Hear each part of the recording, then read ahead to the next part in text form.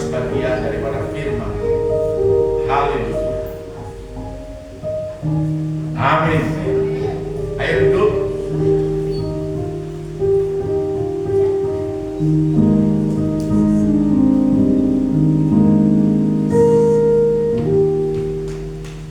Ya, kita akan belajar satu kebenaran firman Tuhan. Sadar atau tidak sadar kita bahwa kita ada di satu era yang berbeda dengan era-era sebelumnya. Inilah era yang sangat luar biasa kalau boleh kita katakan. Tetapi saudara harus paham dan mengerti juga bahwa era ini percepatan begitu cepat, di mana kebenaran juga disingkapkan, tetapi kejahatan, kebohongan itu juga begitu luar biasa. Kalau kita salah, maka kita bukan mengikuti yang benar, tapi kita akan terbawa arus dengan kebohongan-kebohongan, dengan ilah-ilah, dengan Allah lain atau Elohim yang lain. Nah, untuk itu saudara, kita perlu belajar dan memahami akan hal ini. Apa yang menjadi penyebab kita tidak bisa mempunyai penyembahan yang benar. Kita tidak bisa punya mezbah yang benar di hadapan Tuhan.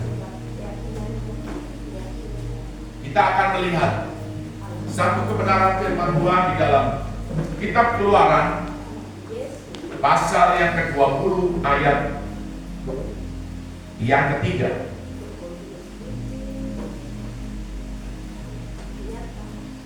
Saya undang untuk saudara berdiri.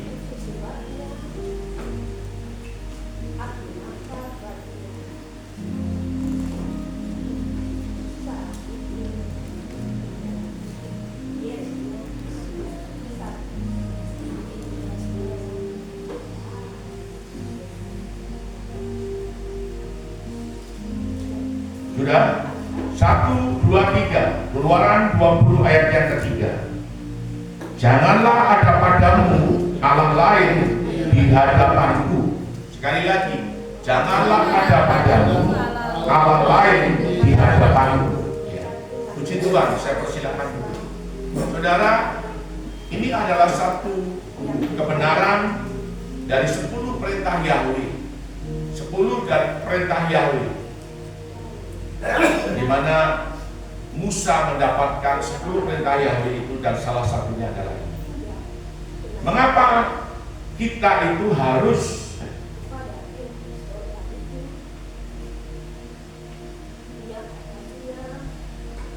aku katakan dalam nama Yesus, engkau diam demi nama Yesus. Diam demi nama Yesus. Demi nama Yesus, diam demi nama Yesus. Nama di atas segala nama-nama berkuasa di langit, di dalam nama Tuhan kami Yesus HaMashiach, Tuhan dan Juru Selamat kami. Diam, aku tutup mulutmu. Malaikat tutup mulutnya dalam nama Yesus HaMashiach.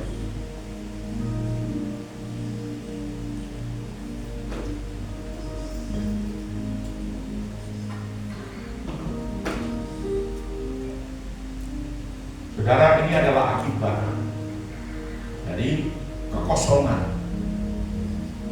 Nah, firman Tuhan mengatakan dari jangan ada Allah lain di hadapan.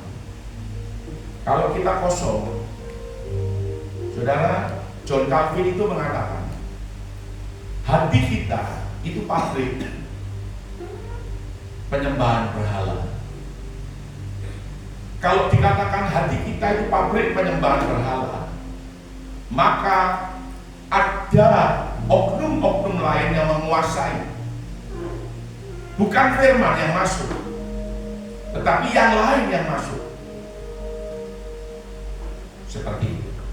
Makanya saudara kalau sudah dengar firman, Tidak cukup untuk mendengar saja, tetapi saudara harus melakukan firman itu. Pelayanan yang kita lakukan ini untuk anak-anak muda juga, itu adalah salah satu cara untuk kita mengisi hidup kita ini dengan penyembahan. Pelayanan ini adalah mesbah, saudara, di mana melalui pelayanan ini anak-anak diselamatkan. Makanya saya rindu anak-anak muda itu bergabung untuk sama-sama melayani. Jangan menuruti keinginan hati kita. Kalau menuruti keinginan hati kita, maka kita akan berdosa terhadap Tuhan. Akan banyak berhala yang masuk dalam hidup kita. Firman Tuhan berkata di dalam Amsal pasal 4 ayat yang ke-23, jagalah hatimu dengan segala kewaspadaan, sebab dari sanalah terpancar kehidupan. Jadi jaga hatimu. Bagaimana menjaga hati? Saudara, kita itu harus mendengar firman. Mendengar firman. Dan hati itu adalah tempat, saudara, sesungguhnya untuk kita menyimpan. Dengan mulut kita percaya, dengan hati kita mengaku. Jadi kalau percaya saja tidak cukup, tapi hatimu harus mengaku bahwa Yesus adalah Tuhan dan Juru Selamat. Tuhan kita, Elohim kita, kalau di dalam Alkitab LAI ditulis Allah. Saya tidak tahu kenapa LAI tidak berani untuk berubah. Tapi kita pernah bertanya, kenapa kok tidak berani berubah? Itu saya punya Bapak Rohani pernah pergi ke LAI dan dia bertanya, mengapa kamu LAI tidak berani berubah? Kata Allah. Seperti itu. Mereka bilang, Pak, kami ini ada sekian ratus bahkan jutaan Alkitab yang nilainya 22 miliar rupiah. Kalau kami lupa maka kami akan mengalami kerugian sekitar 22 miliar. Pak Pendeta Loki almarhum itu pernah pergi ke LAI. Ini saya cerita sesungguhnya. Jadi sampai hari ini mereka tidak lupa. Kalau di dalam edisi Alkitab yang pertama dan yang kedua yang terbaru, itu dijelaskan lebih detail, lebih jelas di situ. Sayang Alkitab saya hilang. Dijelaskan dengan jelas. Jadi yang disebut di sini Allah huruf kecil ini adalah sebenarnya Tuhan, adalah sebenarnya Tuhan. Nah, David Foster Wallace itu juga mengatakan, dia ini seorang penulis hebat, seorang pembicara juga. Dalam satu pidato, dalam satu dia diundang sebagai pembicara, dia mengatakan bahwa di dalam kehidupan sehari-hari itu tidak ada orang yang tidak menyembah sesuatu. Nah, menyembah sesuatu itu apa?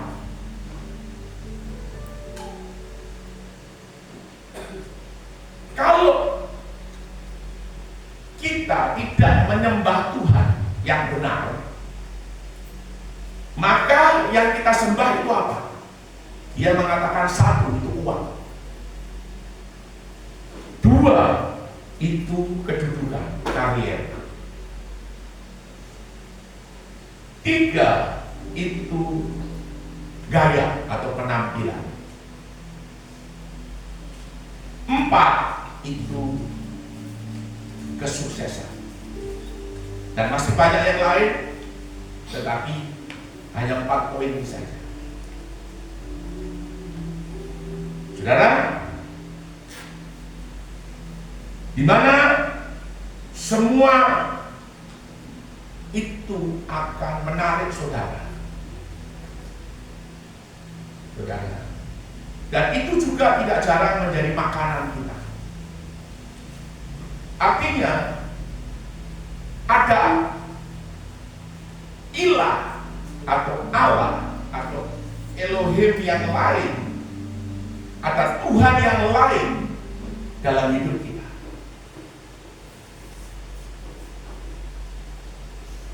Apa yang kita andalkan, apa yang kita kejar, apa yang kita buru. Saudara, kalau kita kejar uang, maka uang itu akan jadi Tuhan kita. Cari uang tidak salah, kaya juga tidak salah. Tetapi kalau fokus kita sudah berpindah, uang itu menjadi berhala dalam hidup kita. Makanya ada satu pendeta dulu, pendeta tua, karena beliau sudah almarhum sekarang. Dia menyanyi begini, apa yang dicari orang, uang, bangun tidur pagi siang malam, uang, uang, uang, uang. Pikirannya, otaknya hanya uang saja. Sama dengan waktu saya kerja di salah satu perusahaan finansial, insuran. Itu otak kita itu pokoknya cari uang, cari duit, cari uang, cari duit. Diprogram seperti itu. WA-nya semua itu pokoknya harus closing, harus closing. Caranya begini, ada ilmu baru begini, ada ilmu begini. Dan itu saya ikuti. Dan saya memang menjadi salah satu orang yang berhasil. Buktinya apa? Buktinya ada banyak manajer juga di bawah saya. Adik saya, Anabi, adik saya, Binarsi, pendeta Ibu Pendeta Sony Arwang, kemudian Christine Arwang, kemudian ada 4 atau 5 manajer di bawah saya. Itu kita ciptakan. Dan duit saya banyak memang. Tapi saya tidak pelayanan. Mau kemana-mana, mau terbang ke Makassar, mau terbang kemana, itu duit ada. Tidak ada yang susah. Mau ke Jakarta, 1 tahun itu bisa 7-8 kali sampai 10 kali, bahkan hampir tiap bulan kita ke Jakarta. Kita ke Jawa itu ketika orang main-main saja. Tapi satu hari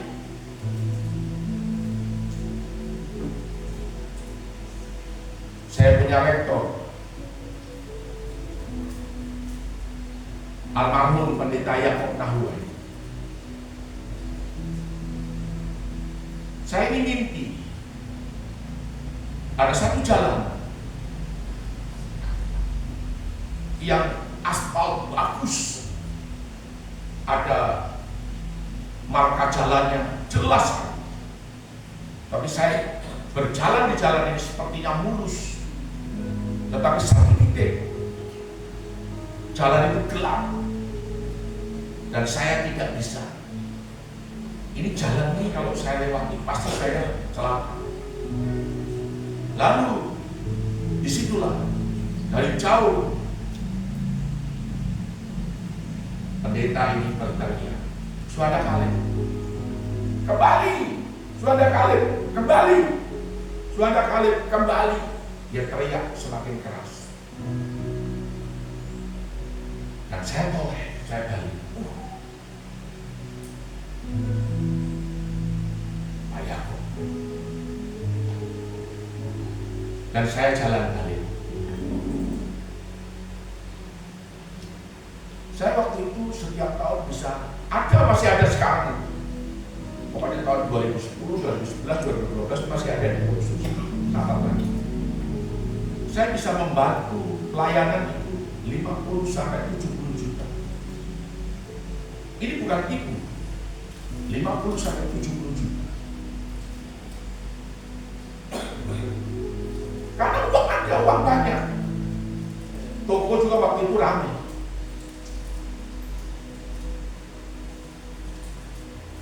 Dan itu saya catat semua, ada catatannya semua. Tetapi saudara, disitulah saya gemetar dan saya takut. Lalu saya bilang sama istri saya, Mam, saya dapat mimpi. Lalu kita koreksi, mulai kita lihat, saudara.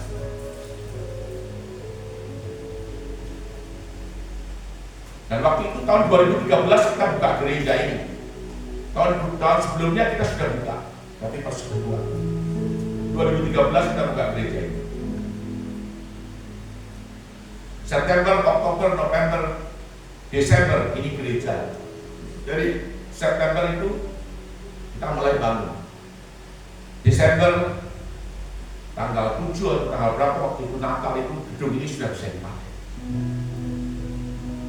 Bukan Natal. Kementerian Agama datang, kepala desa datang, semua datang. Mereka senang. Dan mereka juga heran. Ada orang yang datang itu dia jalan dari depan ke belakang, balik lagi jalan ke depan ke belakang. Mereka cuma bilang begini, bagaimana orang bisa bangunin cepat sekali. Tanggal 27 September itu mulai. Karena tukang itu kan datang tanggal 23 September. Itu Desember tanggal 7 gedung ini sudah bisa dipakai. Sekalipun masih belum ada plafon, masih ada kayu-kayu penopang, tapi gedung ini sudah dipakai untuk Natal. Uang begitu banyak. Dan gedung ini saya bangun dengan nilai 550 juta. Termasuk posisi sistem itu semua ada catatannya, masih ada catatannya di toko sukses.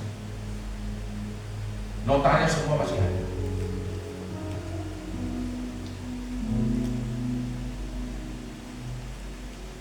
Saya juga pikir ini uang dari mana?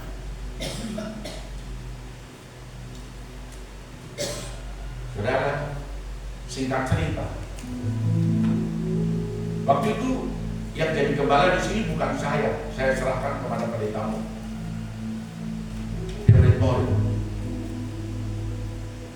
Tahun 2018 baru saya tinggal di sini. Nah, saudara, singkat cerita, tahun 2015 itu saya membuat surat, saya mengundurkan diri resmi. Seperti itu. Nah, ini yang saudara harus paham. Begitu banyak sekali uang, tapi kita tidak bisa mengalami kehabisan. Setelah kita berhenti, Tuhan rupanya didik kami ulang kembali. Karena pada waktu saya diberi kesempatan untuk punya uang banyak, saya tidak melakukan yang benar.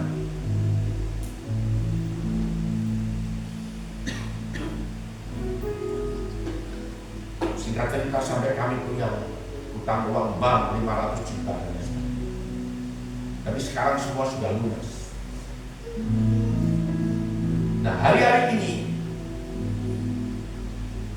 kalau kita butuh, itu uang ada. Kalau kita butuh, itu uang ada. Kalau kita perlu, itu uang ada. Tapi kalau kita tidak perlu, nggak ada uang.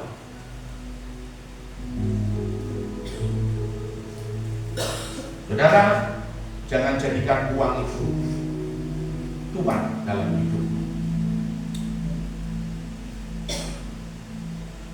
Rupanya Tuhan itu mau setiap hari kita bergumul, kita berdoa, kita memuji dan menyembah Dia. Jadi kita hidup itu oleh karena anugerahnya. Kita hidup itu oleh karena kemurahan. Kita hidup itu oleh karena perkenanannya.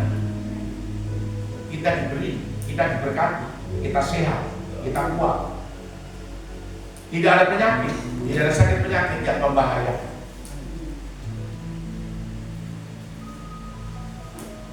Seringkali saya juga berpikir seperti yang kurang uang.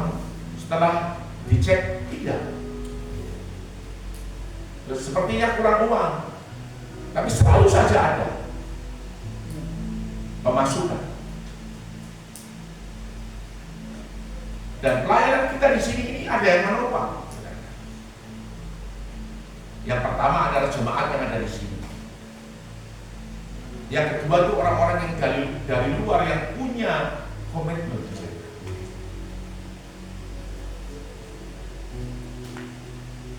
Dari mana mereka bisa komitmen? Karena mereka melihat kuasa. Karena mereka melihat pelayanan kita.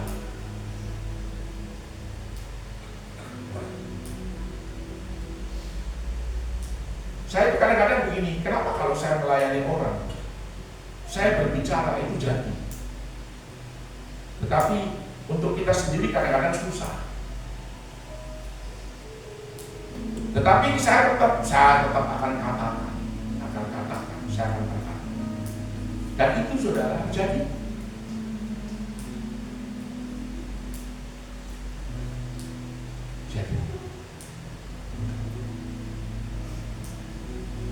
Kita perkatakan itu jadi.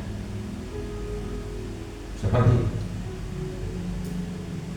Jadi uang jangan jadi Tuhan dalam hidup. Karena kalau kita sudah jadi hamba uang, itu sangat berbahaya. Surga akan hilang. Karena uang itu menjadi berhala. Nama kita bisa dihapus dari kitab kehidupan. Hari itu seandainya saya bilang, tidak, saya pokoknya harus punya uang banyak, saya harus ini. Mungkin saya dipanggil pulang. Dianggap tugas saya sudah selesai.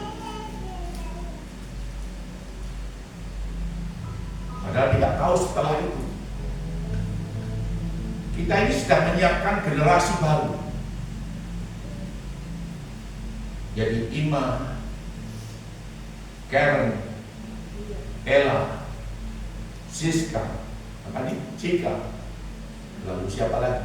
Anak-anak muda, Yusapa, Kevin, Paulus, dan para guru, Mama Ella, Ibu Heti, Ibu Pasan, Ibu Desi, siapa lagi? Guru-guru Paul, Sarlin, kemudian Pincher, siapa lagi? Kamu sedang mempersiapkan generasi baru untuk kamu. Dan itu Tuhan sudah berbicara kepada saya.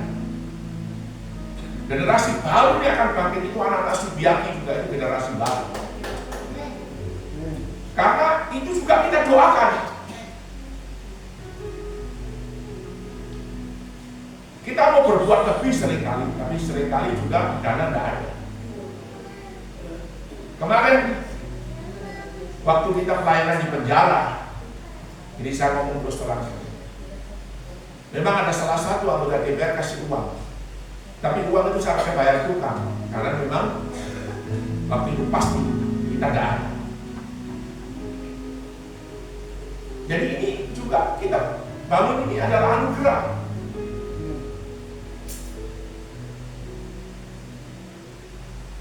Karena kita bisa mendapatkan tukang yang baik, yang murah, kerjanya baik, dan juga hasil bangunannya baik. Kalau menurut pemborong, ya, bangun pagar saja 7 juta sama 6 juta, itu sudah 13 juta. Tetapi dengan kita kerja sendiri, itu mungkin cuma separuhnya saja. Mungkin 6 sampai 7 juta saja. Tapi hasilnya kamu lihat, ini kan cantik hasilnya. Seperti itu. Kemudian yang berikut adalah kedudukan. Kedudukan ini juga berbahaya. Orang sering kali, karena kedudukan itu enak. Kedudukan itu berbicara tentang kekuasaan. Kedudukan ini berbicara tentang bagaimana orang duduk itu. Kalau duduk di tempat basah, maka dia akan basah, dia akan banyak uang. Banyak uang yang selamat. Uang siluman di sana. Seperti itu, saudaraku, juga bahaya. Banyak orang mengejar kedudukan dengan berbagai cara. Ada yang pakai cara setan, artinya dia pergi ke dukun, ke satu tempat penyembahan berhala setan, mungkin di gunung kah, di gua kah, atau di patung kah, atau di mana kah. Kalau di Jawa sana ada tempat itu, seperti Gunung Kawi, Gunung Kemukus, Gunung Merapi, Gunung Lawu, Gunung Merbabu, dan gunung-gunung yang lain masih banyak sekali. Di Jawa Barat, di Banten itu banyak sekali tempat-tempat, dan banyak pejabat lari ke sana. Mereka sekarang lagi percaya pendeta, karena memang banyak pendeta tidak punya kuasa. Ini bukan sombong, tapi nyatanya begitu. Banyak pendeta juga yang kejar uang, kejar setoran, seperti itu. Nah, ini yang jadi persoalan.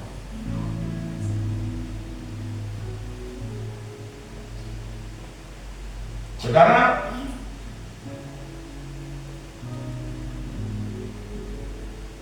kedudukan, tahta, kalau itu dari Tuhan, tidak ada yang bisa menurunkan saudara. Amin. Kok diangkat naik, terus naik dan naik. Kalau karena Tuhan, saudara akan tetap dijaga dan dilindungi. Tetapi biasanya ada orang iri hati, orang sakit hati, karena kita punya kedudukan. Makanya tidak jarang pejabat-pejabat itu mati. Pejabat mulai dari jenderal ke apa, mati.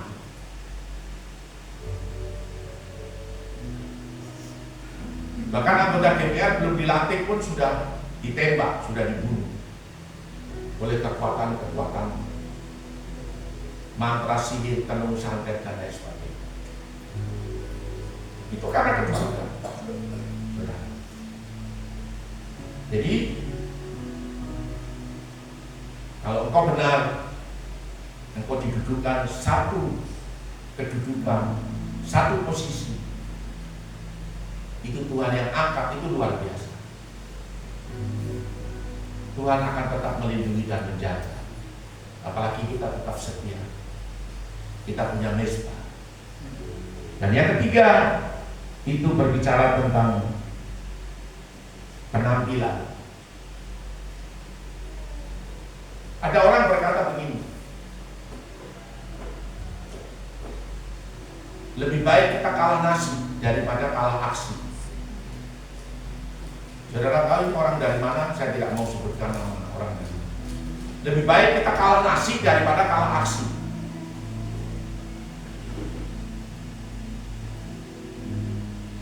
Rumahnya tidak terlalu baik, mungkin dikatakan jelek, tapi pakaiannya, penampilannya,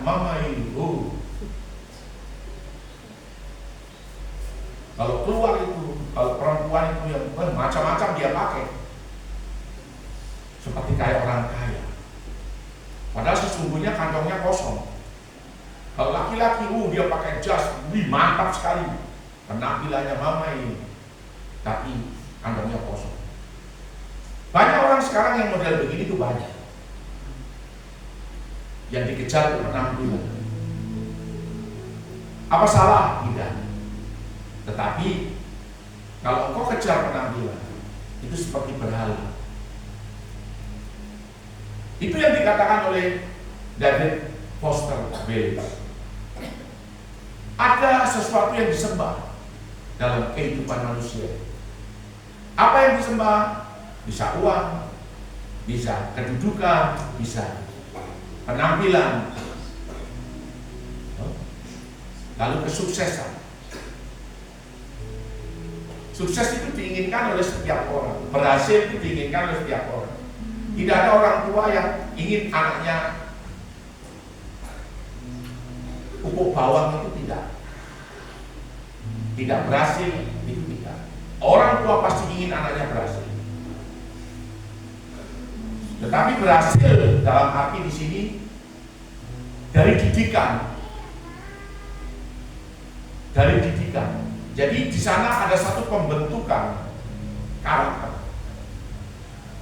Berhasil di sini ada satu proses yang dialami.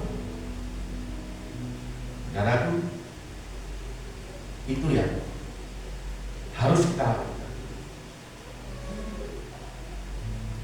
Maka seringkali kita marah dengan anak-anak kita karena anak-anak kita jauh beda dengan kita. Jauh beda.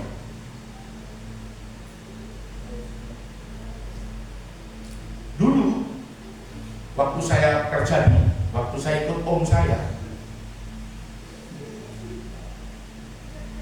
waktu saya itu kelas 4 SD, itu saya jam 4:30 pagi sudah bangun. Tapi anak-anak zaman sekarang ini, kalau pintu kamarnya tidak kamu toki, dia tidak bangun.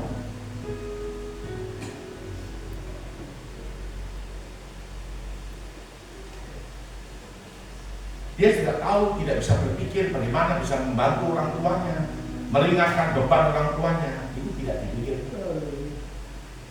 Kalau kita dulu tidak, kita dulu itu sudah tahu.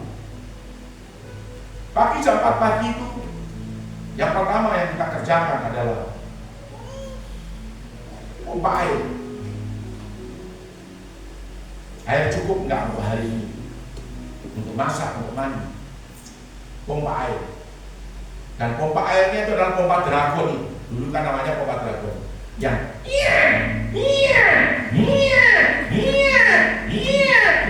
lalu airnya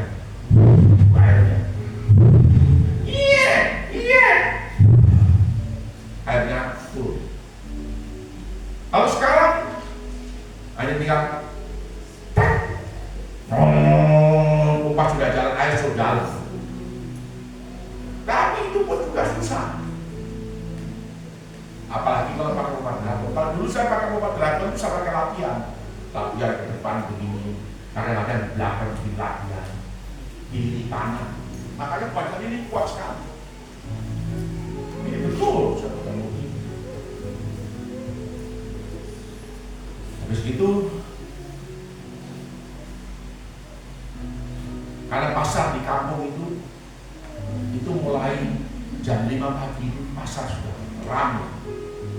Dan saya sudah pantai itu punya kios. Jadi saya buka kios, saya pulang nanti minyak tanah. Lalu setelah saya buka itu, tante yang jaga jualan, saya pergi ke belakang. Itu ada kandang ayam. Kandang ayam mungkin ada sekitar 20-30 ayam kampung. Ambil telurnya dulu, bersihkan kandang ayam. Saudara, ini betul. Bersihkan kandang ayam. Habis itu baru mandi. Habis mandi, lihat jam dulu, jam sekolah ini jam berapa. Kalau masih ada sisa waktu kurang setengah jam begitu, saya biasa bantu jual minyak tanah. Sudah waktunya pas, saya dikasih uang waktu itu 50 rupiah koin. Baru beli sarapan, makan baru berangkat. Pulang sekolah masih bantu lagi, bungkusi gula, bungkus gula terutama gula pasir. Nanti kalau sore ada waktu saya main bola, main sepak bola. Karena saya juga mantan pemain sepak bola. Sampai umur 30 saya pindah ke Papua ini, saya baru berhenti main bola. Dulu kalau saya lari 4-5 kilo satu hari itu biasa. Tidak ada yang sulit. Nah, saudara, kesuksesan itu sebuah proses. Kesuksesan itu harus diajar. Kesuksesan itu harus dibentuk. Kesuksesan itu harus, saudaraku, dilatih terus menerus. Dia menjadi orang yang terlatih, menjadi orang yang punya karakter, punya keahlian, punya keterampilan. Jadi, kamu perempuan-perempuan, jangan sampai kau cuci piring aja karena bisa. Kamu perempuan-perempuan, masak nasi restoran saja tidak bisa. Wah, itu bagaimana? Ini anak-anak muda ya. Kalau mama-mama ya, kalau nyonya-nyonya ya sudah biasa. Tapi nanti kalau kamu punya suami, baru kamu punya mama mertua bilang, kalau masak nasi, aduh mama, kau masak nasi ini bagaimana?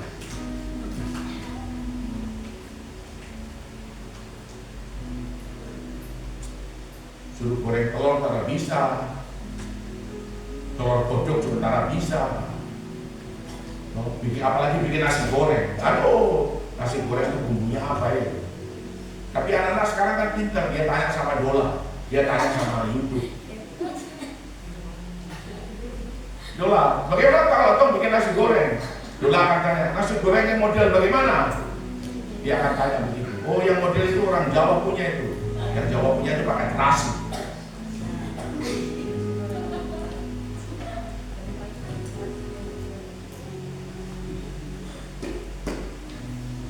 Jangan, itu adalah bagian hidup. Nah,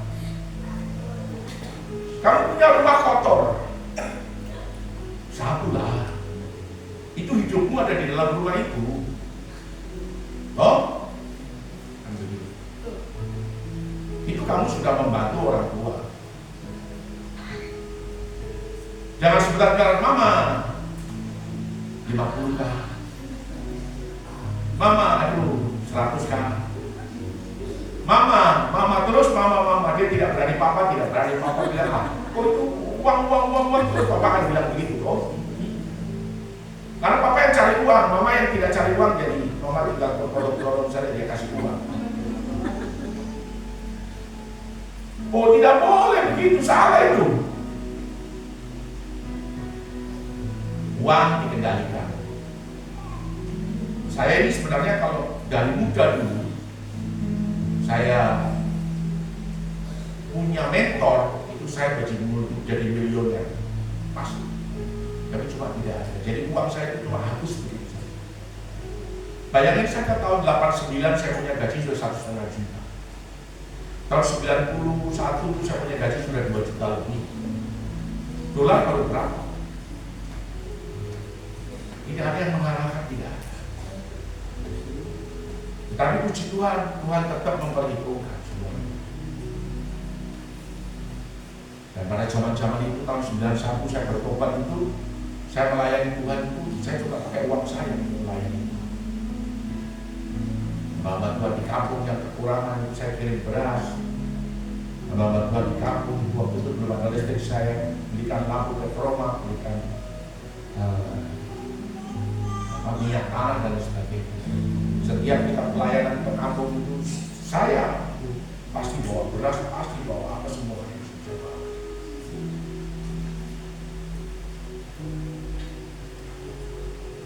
Jadi seperti itu, saudara. Jadi Tuhan juga tidak pernah salah. Yang salah adalah kita. Saya salah, karena saya tidak mengelola uang dengan benar. Dan kita juga sudah terlalu banyak ditipu orang. Terlalu banyak ditipu orang. Termasuk investasi bodoh. Sehingga kita itu takut, seringkali ini takut. Semua saya stop, semua saya tidak mau berhenti. Stop semua. Kemarin saya ditawarin lagi juga beberapa waktu yang lalu, ditawarin juga. Investasi sangat bagus. Orang itu prospek saya sampai jam 2 malam, saya sampai mengantuk, tapi dia bilang, Pak Pendeta coba dengar dulu. Pak Pendeta tidak akan dulu, Pak Pendeta masih dulu. Saya bilang, saya tidak mau ikut. Saya mau yang real saja. Sekarang saya dibangun rumah kos angka saya itu, jadi saya mau pakai bangun rumah kos saja. Dan ternyata betul, ada yang investasi 50 juta, ada yang 70 juta, ada yang 40, ada yang 10.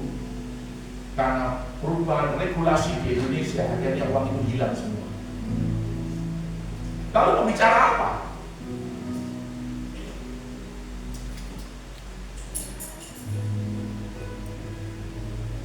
Saya bilang, orang-orang bilang begini, aduh, pendeta Suhanda itu bego sekali. Terus saya bilang, karena kita ini sudah terlalu bosan dengan barang-barang penipuan sudah terlalu banyak. Begitu.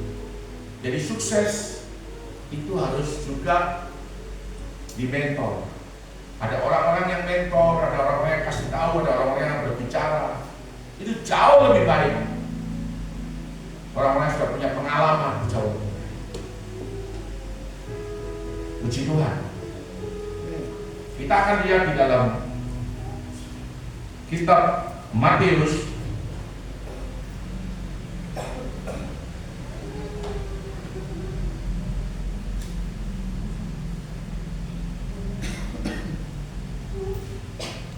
pasal yang ke-6 ayat 24.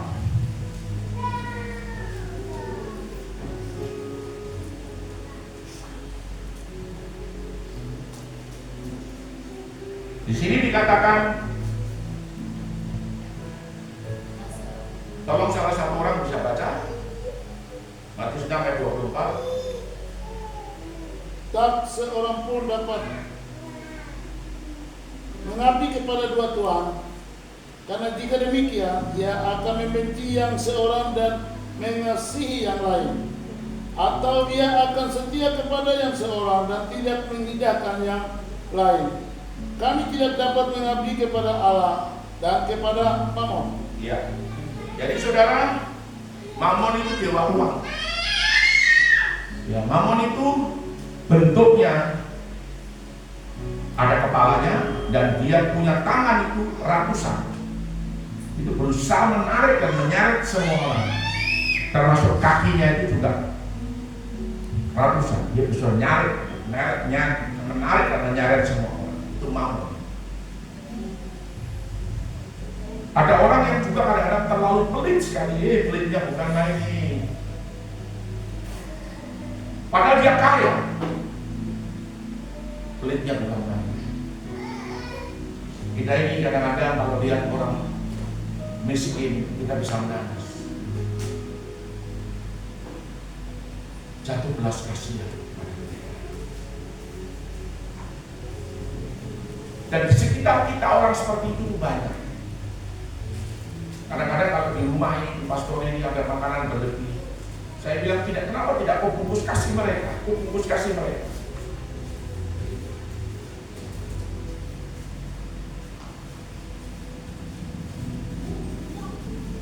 Seringkali dibiarkan busuk. Saudara, jadi kita tidak boleh mengabdi kepada dua tuan. Kalau kita mau menyembah, hanya satu yang kita sembah, yaitu Tuhan Yesus Kristus, Yesua Al-Masih. Satu-satunya yang benar, tidak ada yang lain. Amin.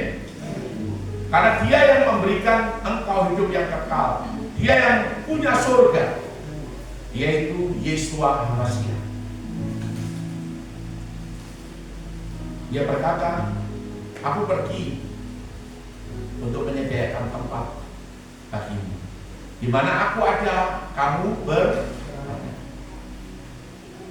Jadi tempat surga itu Tuhan Yesus punya.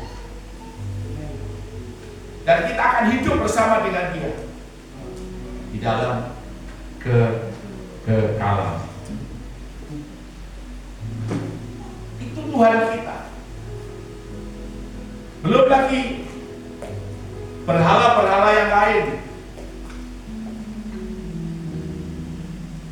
yang kita sembah, yaitu medsos. Medsos itu adalah penyembahan gaya baru yang diciptakan iblis atas dunia ini. Saya banyak ditegur oleh Tuhan. saya berusaha untuk keluar dari dunia medsos.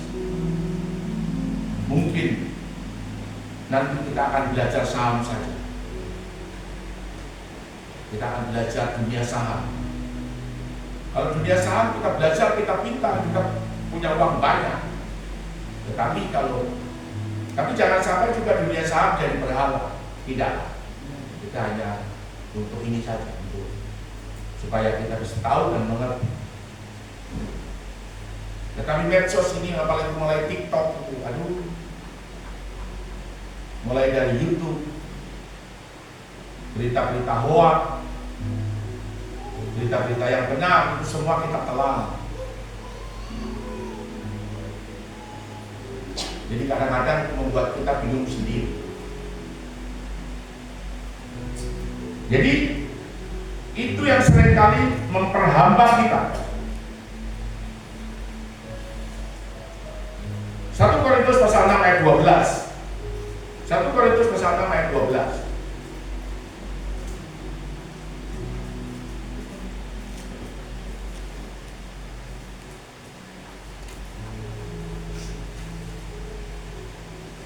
Segala sesuatu halal bagiku, tetapi bukan semuanya berguna. Segala sesuatu halal bagiku, tetapi aku tidak membiarkan diriku diperhamba oleh siapapun juga. Jangan kita diperhamba oleh siapapun juga. Saudara yang saya kasih dalam Tuhan,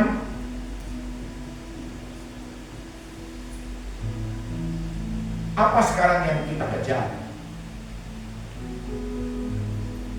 Kita kejar Tuhan atau kita kejar tadi 5 itu yang terakhir medsos.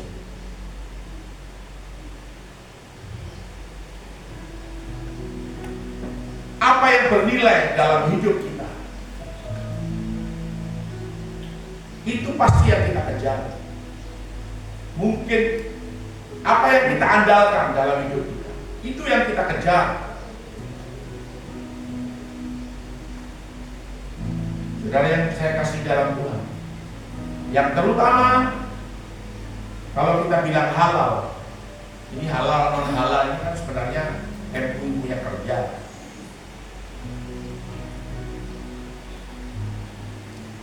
Itu berguna atau tidak berguna, tetapi Tuhan pesan supaya kita jangan berhamba. Kita jadi hamba Tuhan boleh, dari hamba dosa kita menjadi hamba kebenaran. Amin. Kemudian Galatia 5 ayat 1. Supaya kita sungguh-sungguh, kalau ingat Galatia 5 ayat 1. Ya. Supaya kita sungguh-sungguh merdeka. Kristus telah memerdekakan kita. Karena itu berdirilah teguh. Jangan mau lagi dikenakan kuk perhambaan. Kuk perhambaan. Saudara, itu kuk perhambaan. Kita diperhamba. Kita dikenakan kuk perhambaan.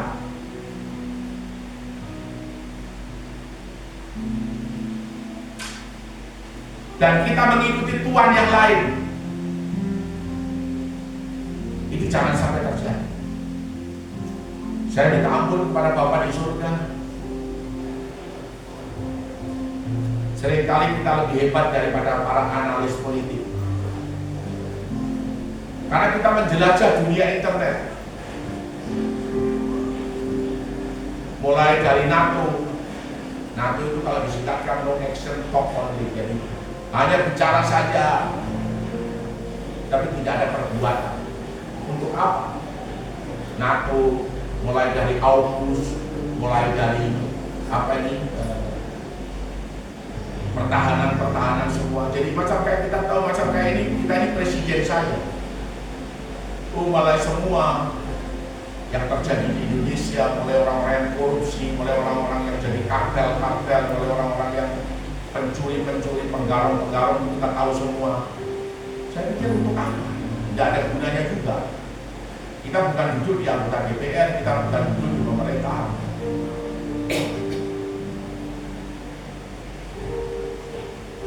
Jadi saya pikir, wah ini kita salah ini.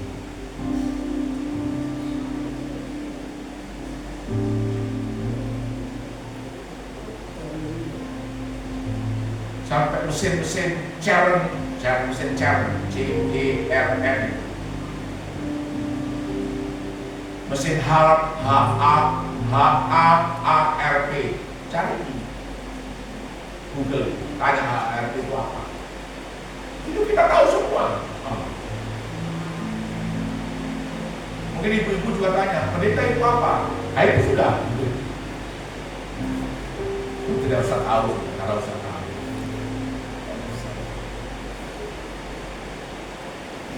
Karena apa? Dunia ini seperti kecil sekali.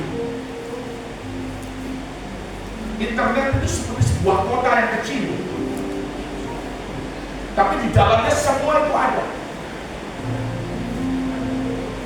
Dan itu yang menjebak kita. Itu yang menjadikan kita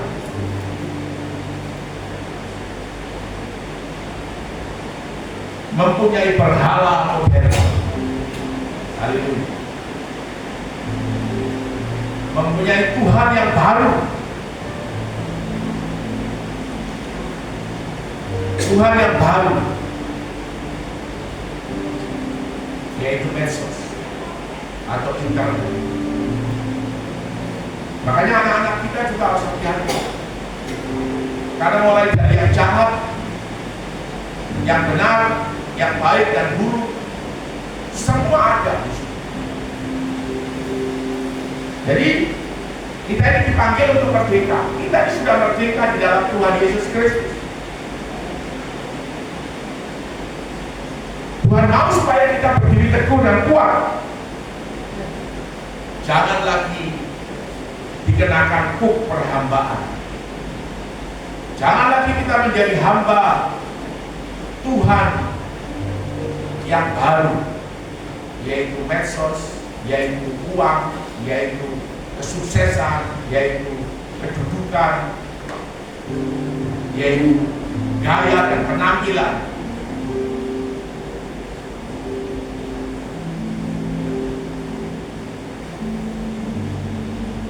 Kita lihat Kolose pasal 3 ayat yang kelima.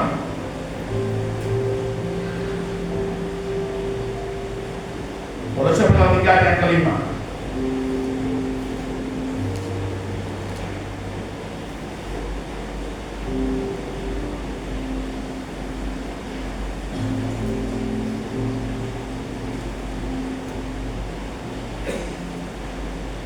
Karena itu, perhatikanlah dengan seksama bagaimana kamu hidup. Janganlah seperti orang bebal, tetapi seperti orang arif. Ini yang Tuhan mau. Dan pergunakan waktu yang ada, karena hari-hari ini adalah jahat. Sebab itu janganlah kamu bodoh, tetapi usahakanlah supaya kamu mengerti akan kehendak Tuhan. Gunakan waktu ini untuk cari Tuhan. Gunakan waktu ini untuk menyembah Dia. Gunakan waktu ini kita membangun mesbah keluarga.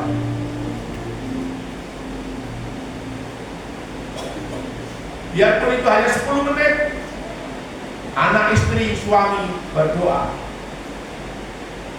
Berkati anak-anak. Tumpahkan tangan atas kepala anak-anak. Jangan biarkan mereka tumbuh liar di luar. Kalau tidak pulang ke rumah, cari dia. Saudara harus tahu anakmu ada di mana. Anak-anak juga harus tahu diri. Jangan bikin susah orang tua. Kasih bicara kamu, kasih makan kamu, kasih sekolah kamu, kasih uang kamu, kasih segala-galanya itu diberikan untuk anak. Tapi seringkali anak-anak tidak tahu diri. Kalau main ke rumah teman, main, silakan main. Tapi waktunya pulang, harus pulang. Jangan tidak pulang. Apalagi kalau kau perempuan itu harus jaga diri, harus hati-hati.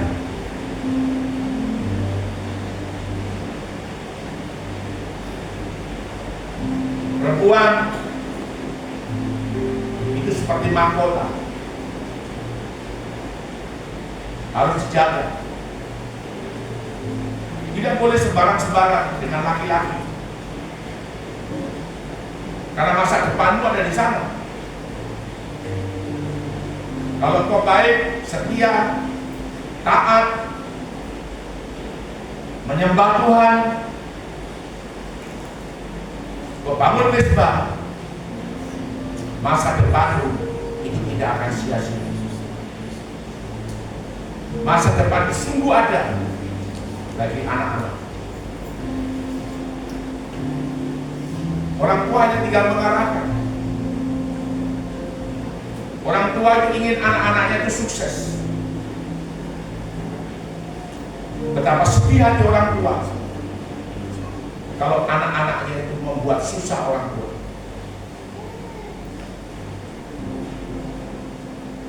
Jadi ini saya sampaikan berkait dengan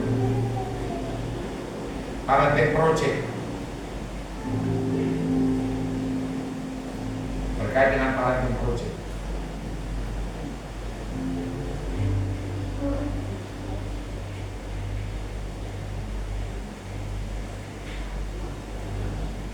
Parenting project itu adalah pemberitaan untuk orang tua dan anak-anak. Goalnya adalah bagaimana orang tua itu mendampingi anak-anak sampai anak-anaknya mencapai puncak, sampai anak-anaknya berhasil. Begitu. Lalu kita lihat di dalam Efesus pasal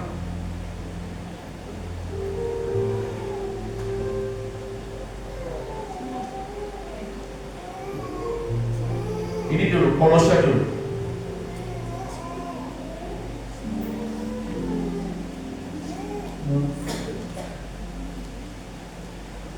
Kolose pasal 3 ayat yang kelima.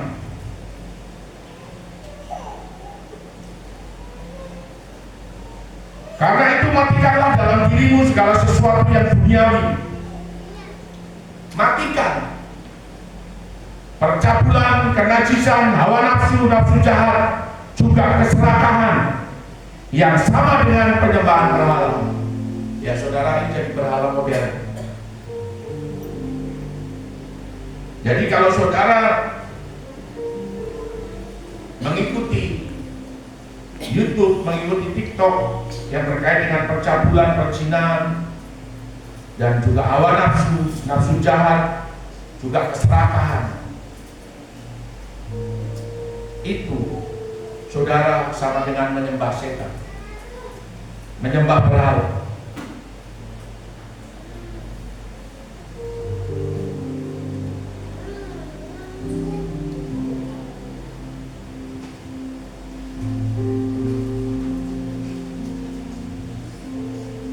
Kita lihat dalam Yohanes 3 ayat 36. Barang siapa percaya kepada anak, Yohanes 3 ayat 36, ia beroleh hidup yang kekal.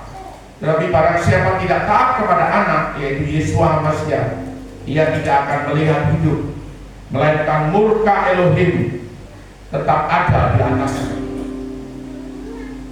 Kita harus tetap setia dan taat kepada satu Tuhan, Tuhan kita Yesus Kristus, satu-satunya Tuhan, satu-satunya Elohim yang benar, tidak ada yang lain. Jangan menyembah dua ilah, tapi sadar atau tidak sadar seringkali kita sudah menyembah dua ilah, atau bahkan ada ilah-ilah lain, yaitu sesuatu yang kita takluk dan tunduk, sesuatu yang kita andalkan, sesuatu yang menjadi prioritas pagi bangun tidur, bukan melakukan doa dan penyembahan, mendengarkan firman atau baca firman, tetapi kita sudah lihat TikTok, kita sudah lihat YouTube, itu menjadi penyembahan berhala modern, medsos. Saudara, kita harus tetap setia supaya hidup kekal itu menjadi bagian kita. Kita sudah tahu, kita sudah belajar bahwa dari 40 42 generasi, 14 itu adalah fase pertama, dan 14 berikut adalah fase kedua, dan fase yang terakhir itu adalah di mana saudara, generasi terakhir itu adalah generasi Yesus Kristus. Dan dari 42 generasi itu sebenarnya bukan 42, sebenarnya itu ada berapa puluh generasi yang dihilangkan. Itu pertama karena mereka menyembah berhala. Jadi tidak main-main. Kalau banyak hamba Tuhan yang pulang, itu mungkin juga karena itu. Tapi memang ada yang karena sakit, karena penderitaan.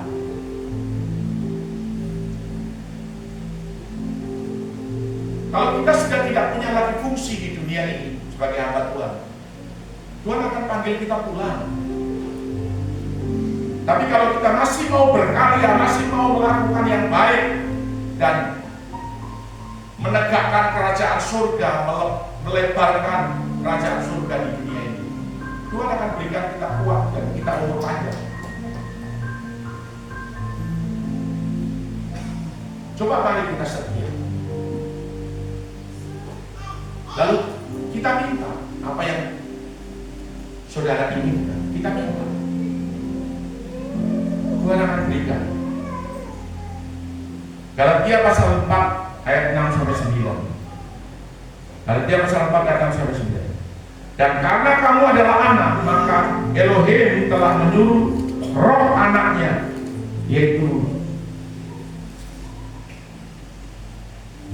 di dalam hati kita, yang berseru, ya Aba, ya Bapa. Kita bisa berseru ya Aba, ya Bapa. Itu karena ada roh anaknya, yaitu roh Yesua HaMashiach. Roh yang ada di dunia ini bersama dengan saudara dan saya adalah Roh Kudus. Sehingga kita bisa panggil Tuhan kita itu Bapa, ya Aba, ya Bapa. Jadi jika kamu bukan lagi hamba, melainkan anak, jikalau kamu anak, maka kamu juga adalah ahli-ahli waris oleh Elohim. Dahulu ketika kamu tidak mengenal Elohim, kamu memperhambakan diri kepada Allah-Allah atau ilah-ilah yang pada hakikatnya bukan Tuhan, bukan Elohim. Tapi sekarang sudah kamu mengenal Elohim, atau lebih baik sesudah kamu mengenal Elohim, lebih baik sesudah kamu dikenal Elohim, bagaimanakah kamu berbalik kepada roh-roh dunia yang lemah, miskin, dan mulai memperhambakan diri lagi kepadanya? Ini sebuah pesan. Kalau kita ini adalah anak, kita adalah ahli waris. Tetapi karena kita tidak menjaga, ada ilah-ilah, ada Allah-Allah lain, sehingga kita mau menghambakan diri kepada dia, yaitu roh-roh dunia ini, roh TikTok, roh YouTube, roh apa lagi yang ada di medsos terutama. Saudara, jangan lagi kita mau, kita harus putuskan, kita harus bebas dari semuanya. Maka kegiatan yang kita lakukan ini untuk anak-anak muda jadi guru, para guru mau jadi guru mengajar, itu sebenarnya sebuah kegiatan untuk mengisi kita, mengisi tabung panah kita. Dan kalau perlu kita menangkan jiwa untuk Tuhan, jangan diam. Paul ini ada juga untuk menangkan jiwa.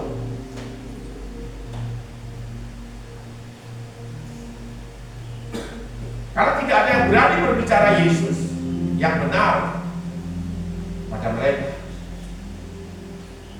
Harusnya kau berani. Kalau ada kegiatan ibadah atau apa, undang mereka. Seperti itu.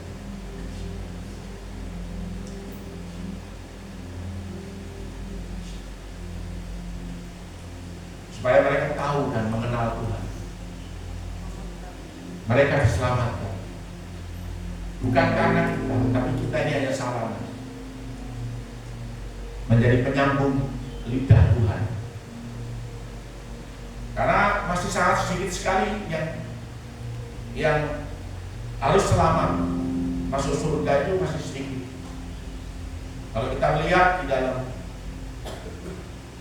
Roma pasal 11:25, itu surga harus penuh.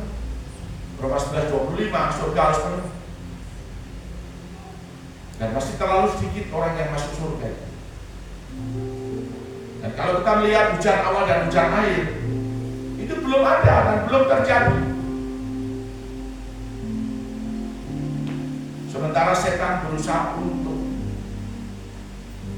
mengambil start lebih dulu dengan menghancurkan dunia ini, menghancurkan saudara dan saya. Makanya di akhir zaman ini banyak orang yang murtad, mundur.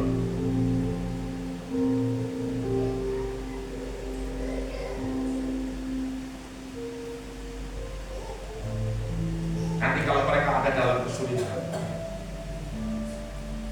mereka sudah diserang sakit penyakit, mereka sudah ada dalam satu masalah, mereka baru cari Tuhan. Jangan. Yesus minta, Tuhan Yesus minta supaya kita setia, supaya kita taat, supaya kita mendengar firman dan melakukan seperti itu. Puji Tuhan, Tuhan Yesus Al-Masih memberkati kita. Jangan ada Allah atau ilah atau Tuhan lain di hadapan Tuhan. Karena Tuhan adalah Tuhan yang cemburu. Karena dia tidak akan mentolerir, dia tidak akan kompromi. Tidak. Orang bangsa Israel jadi skip, bangsa Israel ditendang, bangsa Israel jadi namanya dicoret dari kitab kehidupan, apalagi saudara dan saya.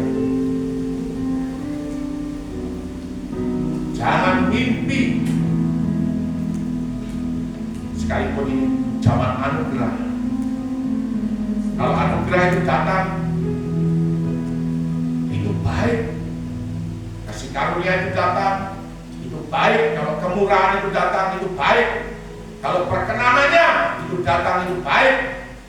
Tetapi kalau hati kita sudah menjadi keras, bagaimana kita mau menerima?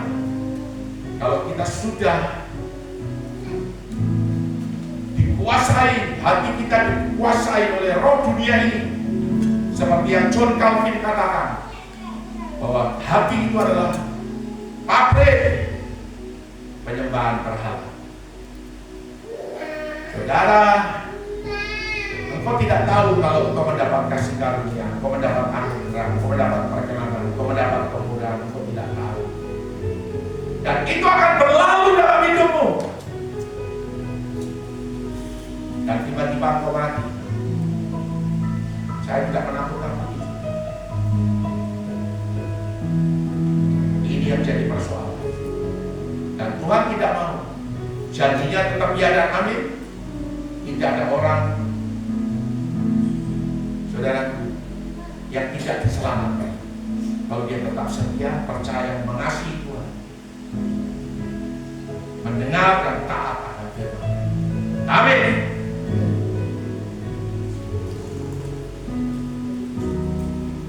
Kasih setiamu yang kurasakan